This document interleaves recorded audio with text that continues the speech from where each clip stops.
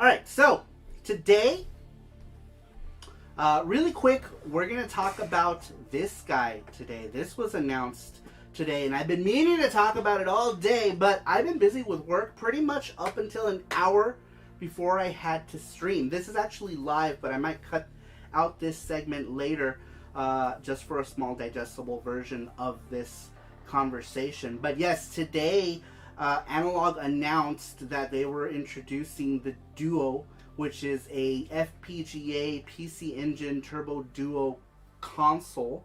They're making it in both these colors here. We got white and we got the black. I personally am very excited for anything that's PC Engine related. And this being a PC Engine console that plays PC Engine games, you bet your ass I'm going to buy one.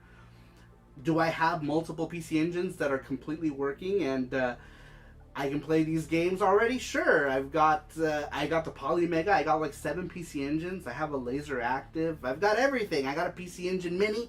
But I don't care because I'm going to buy one of these anyways because look at how sexy these look. Look at this white one right here. Look how sexy and sleek that is. I just want to touch it. Look at all these curves.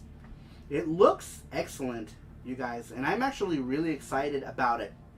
One thing that I'm really worried about is I've never owned an analog console before. I've never bought one before. I never really had a need to buy one, and I don't really have a need to buy this one, but the fact that it's PC Engine, I want to buy it.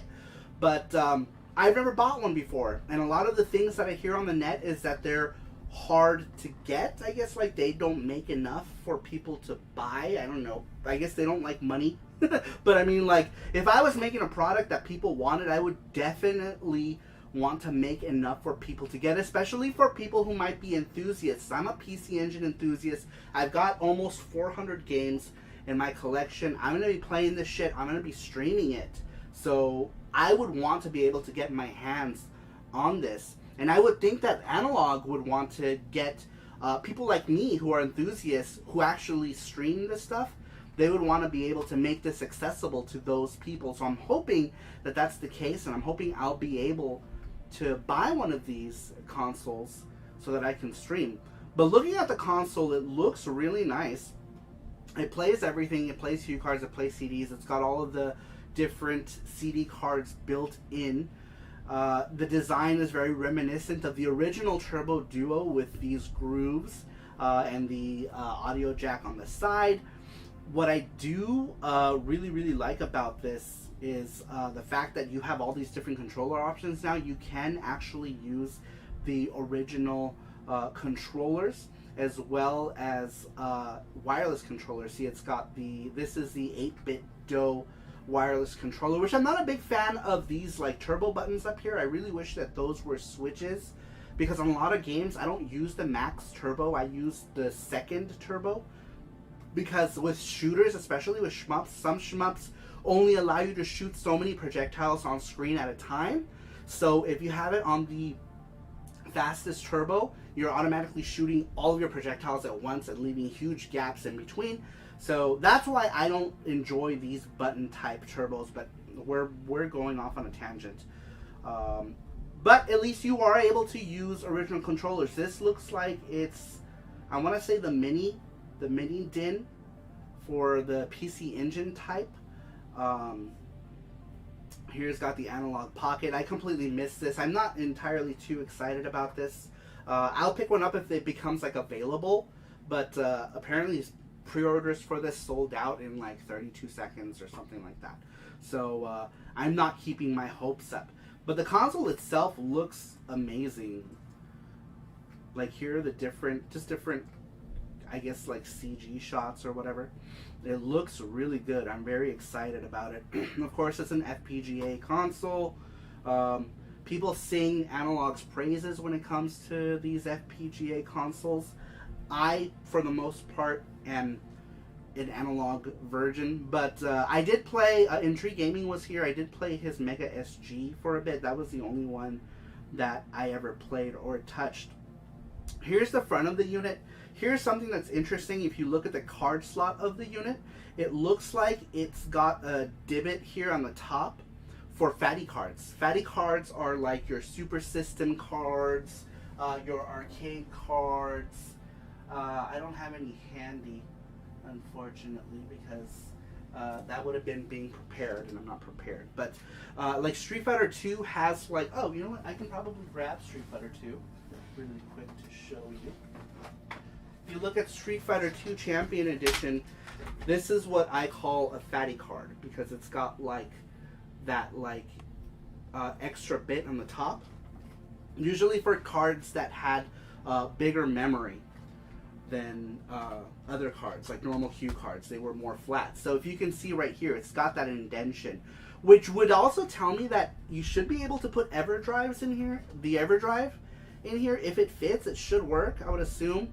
But I'm not entirely too worried about EverDrive use with this, because with most of the analog consoles, they've all been jailbroken in the past. So I'm pretty sure that's going to be the thing with this console. It's going to get jailbroken at some point. So the use of an EverDrive will be completely moot at that point. What I'm curious to see is if you're able to run CD games off of the SD. Like, pretty much you'll be able to sideload ROMs off the SD card, right? Once jailbroken. I wonder if that's going to be the thing with CDs as well. Because obviously this thing will be able to play burns, right? So that's not going to be an issue if you don't want to buy a game that's a bajillion dollars, like Sapphire or Remy Blaster, or any number of games that is already in like the $300, $400, $500 range or more. You can probably burn stuff. Now here's the interesting thing. This looks like it's a full-size SD card slot, I'm assuming from that. You've got your power, you got HDMI, and you have the two USBs in the back, which is fine if you're using like wireless controllers. That should be okay. I don't really care where they put them. If they put them in the back, they likely couldn't have put them in the front. It might have been better if they put them on the side though than on the back, just because if you have wired controllers, they might be a little weird. But as long as the cord is long enough, it shouldn't really be an issue with that. But that also tells me that the PC Engine Mini controllers might work with this as well, which will be nice. You'll have a nice authentic feel if you don't have original controllers, but you did end up buying a PC Engine Mini, or you want to just buy a PC Engine Mini controller on Amazon. They're like $24. You still can. The price is really good. $199 for this thing. I think that's a really good price, considering that Turbo Duos, not even in the best condition, will run you about $250. And that's not even considering recaps or RGB mods or region mods or any of that. After a region mod, say you find one, say you even find one for $199, which is not really common, but say you do, right? Then you got your region mod. Your region mod's going to cost you like $60. A recap's going to cost you like $60. An RGB mod requires upscalers and all this other stuff. So then you're looking at a lot of money just to be able to play PC Engine games. This will also be a nice introduction for a lot of people who have never been who didn't grow up with this stuff, right? Who didn't grow up with a PC Engine. They can get one of these guys and be able to play stuff. I really like how they did this. See that, looking this on the side, it looks like it's a mini DIN, which is the smart move considering that almost all of the accessories came out for PC Engine. The TurboGrafx really only had, what, like 3 things you can connect to it? The Turbo Tab, the controller, and the joystick, right? There might be more, but those are the 3 that come up to the top of my head. So here are the specifications for the unit. Compatibility, Hue cards, Turbo chip, CD-ROM, Super CD-ROM, Arcade CD-ROM, which is cool because you don't need any of those BIOS cards to run any of these. Region free, which is obviously a big thing as well. It means you can load both your Japanese or your US Hue cards. Which is cool because I don't play any of my US Hue cards because I have no way to play them unless I hook up the TurboGrafx CD, which I never really do. And it would be a lot of trouble just to do it for a few Hue cards that I have in English. Other features, scanline options, scalar options, horizontal adjust, all this other video blast stuff, right? Which is cool for people who like to mess around with that stuff. It's an option. And here's that port again. It looks like it's the mini DIN port.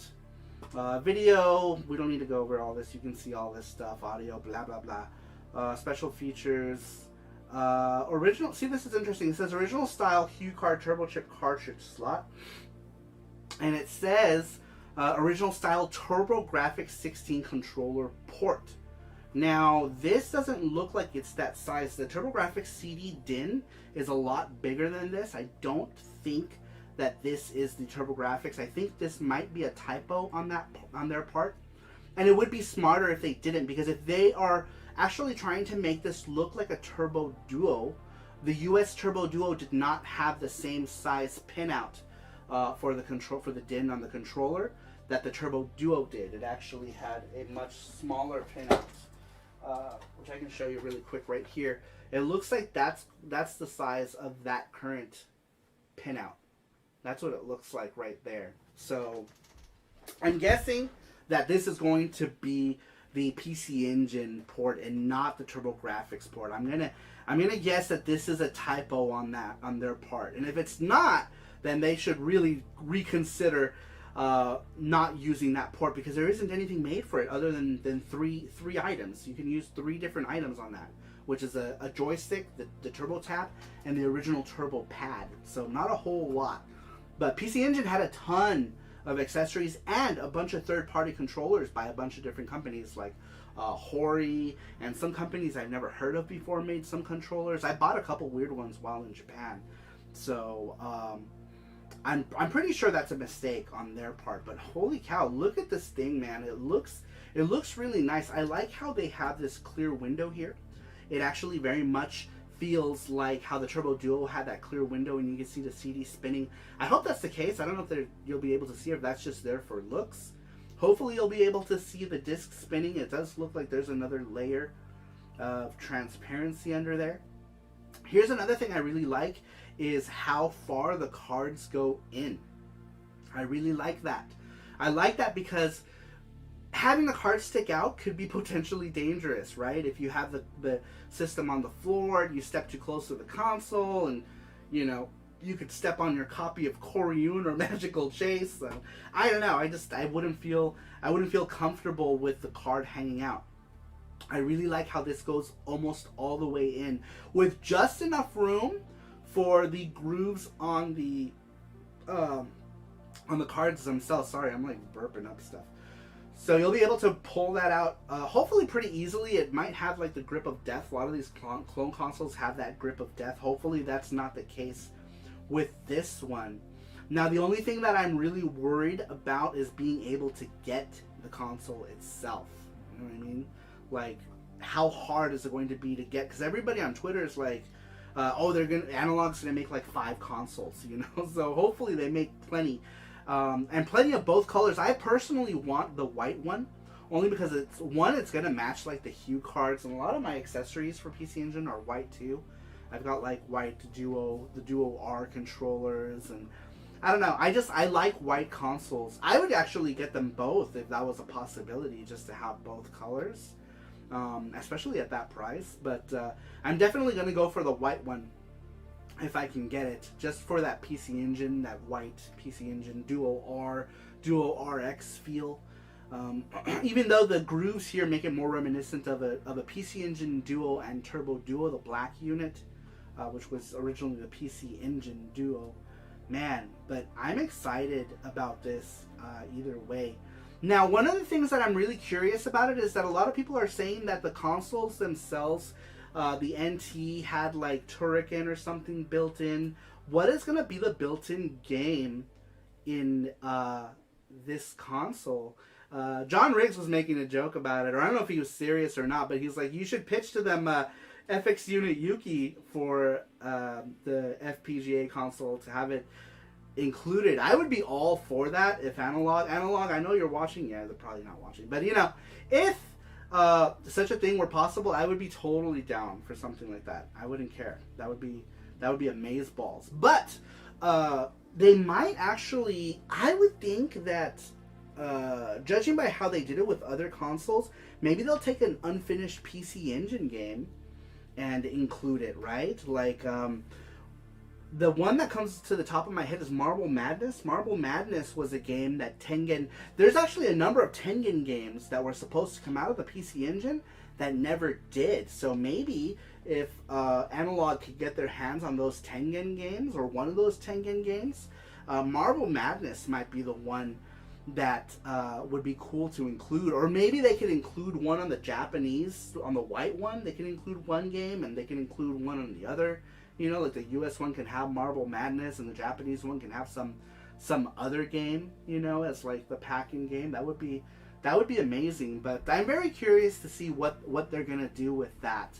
I'm very excited, especially if for someone like me who's already owns like everything PC Engine, right? Like I've got a Laser Active, I've got several CD systems, I got an SSDS3. I can play PC Engine in a bajillion different ways, but if you give me something like a game that never came out, that would also be a reason to buy, right?